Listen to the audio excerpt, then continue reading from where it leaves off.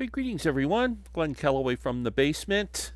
Time to unbox some vinyl. I don't know. Record store day was last Friday. Everybody's putting out their best of 24 lists, the 2024 lists, and it's just got my juices flowing. I got to get some records. So, it's hard to buy records when you don't have any cash. But I got lots of products sitting on the shelf that I don't listen to. So I thought to myself, I got a couple of box sets there that I never play. They just sit there looking pretty. I took them to my favorite record store on the planet, Zap Records in Cobourg, Ontario, and I ended up with a pretty healthy credit. Enough to pick up 2 record store day releases and 1 fairly new release that would have been in my top 10 if I had owned it. I mentioned it that I wanted to buy it at the start of my video. Anyway, so let's start with that one. I picked up Woodland Studios, Dave Rollins and Gillian Welch. These 2 are amazing. Husband and wife duo. Just great Americana artists. Dave Rollins is a really, really good guitar player. And Gillian's fantastic in her own right. Acoustic music. They are always really into how their records sound. They always put out great sounding albums. And this came out in November, I think. But Woodland Studios. So I'm anxious to get this. I'm going to take it out of the thing. Oh, I should have brought my banjo picks over here to open up the thing. Hold on a second. I'll be back.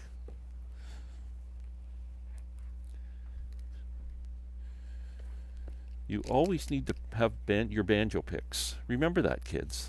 You don't get many tips about how to handle your records and look after records and record collecting from me.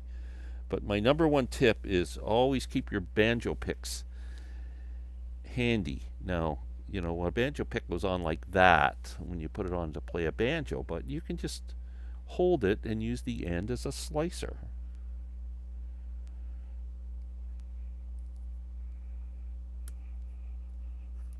And it works perfectly. Just remember that. Always have your banjo picks by your side when you're opening records. And they work on CDs too. Sometimes that plastic's hard to get off on a CD. It works. There we go. Let's look at the inside of the jacket. There's Gillian and Dave. I gave this a quick listen on Spotify and really liked it. So, look at that. How's that? They even give you an audiophile cover with their records. That's pretty cool. Not too many people do that. Like MoFi does that. That's really nice. That just shows you how much care they take, how much respect they have for their fans. Really anxious to hear that record on my stereo system because it sounded pretty darn good on my iPad on a Spotify thing. Next, 2 record store day releases that were definitely on my radar, but I wasn't sure I'd have the money to buy them, so I thought they were just going to pass me by. But since I came up with this genius idea of trading in some box sets, I ended up with 2. I also want to let the cat out of the bag about something between you and me. Christmas morning, I'm going to have a gift under the tree, and it is the Doors Live in Detroit box set that came out on Record Store Day. I don't know anything about it. Neither do you. Okay. Janis Joplin's my girl. Always has been my girl. To this day, she's my number 1 girl. And this is Big Brother and the Holding Company featuring Janis Joplin live at the Grand Ballroom, Detroit, Michigan, March 2nd, 1968. Released for the first time the complete concert from the Grand Ballroom. How cool is that? Piece of My Heart's on here, combination of the two. Down on Me, Ball and Chain. I mean, wow. I mean, one of my favorite albums of all time is um, Cheap Thrills. So, those of you who don't know, I got to see Janis in 1970, just a few short months before she tragically passed away. But there's the album back cover. Let's see what goes on.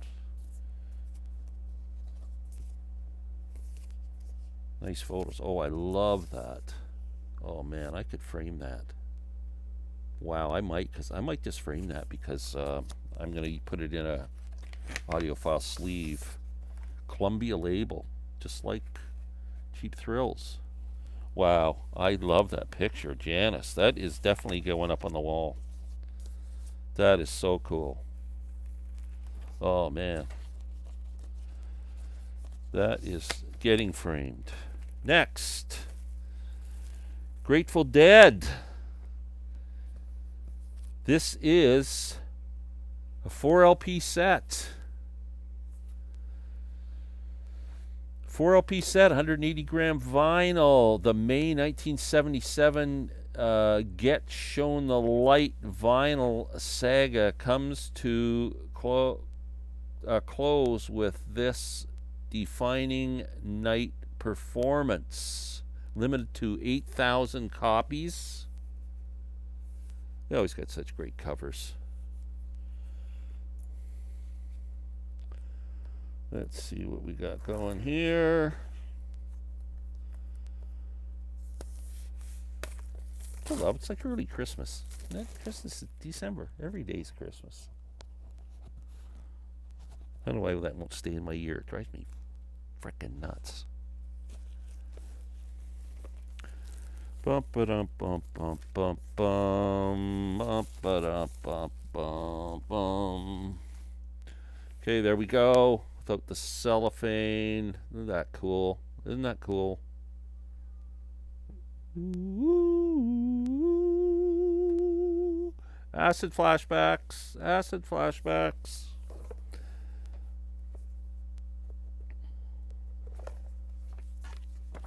Ooh. Oh, look at inside the box. That's cool. And then comes with a little blurby thing with lots of reading to do. And then the records. Nice label.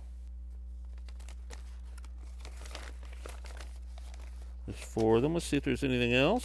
Sometimes they throw a sticker in or something. You never know with the Grateful Dead. Nope, that's it.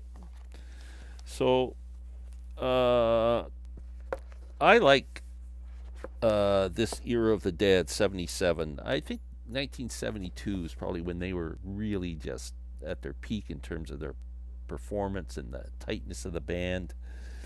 But what I really like about the years later is the song choices, because they were still writing great songs after 72, like Fire on the Mountain, Scarlet Begonias, Estimated Prophet, songs like that. Looks Like Rain. So if those of you who aren't familiar with the Dead, generally speaking, not always, but generally speaking, they would do 3 sets. And the first set would normally be shorter songs, like on this they're doing Promised Land, Sugaree, Mama Tried, El Paso, the great Marty Robbins song, and Tennessee Jed, and Looks Like Rain, Deal, Supplication, Piggy-O, The Music Never Stopped. And then the songs get longer after that. All of a sudden you get like Bertha's 8 minutes long, Estimated Prophet's 9 minutes long, Scarlet Begonias is 11 minutes, and then goes straight into Fire on the Mountain, which is 12 minutes. And then Good Lovin' is on the 4th record. Good Lovin' is takes up a whole side. It says it's only 6 minutes. That's hard to believe. St. Stephen, Sugar Magnolia, Johnny Be Good. That takes up about 20 minutes, but man, I'm I'm a Grateful Dead. It's my favorite band. So that's it. Hope you enjoyed that. I'm good. I'm still hankering to get a couple of CDs. The T Bone Burnett, I think it's called No Other Way or One Way Out, one or the other, and that Kim Deal, Nobody Loves You or something about me or um, anyway, those two they're sitting in my cart in Amazon. I don't think I can wait. I'm pretty sure I'm going to be pulling the trigger on those. Anyway, I'll let you know how I feel about these albums when I get a chance to listen to them. Thanks. Take care. Have a great day.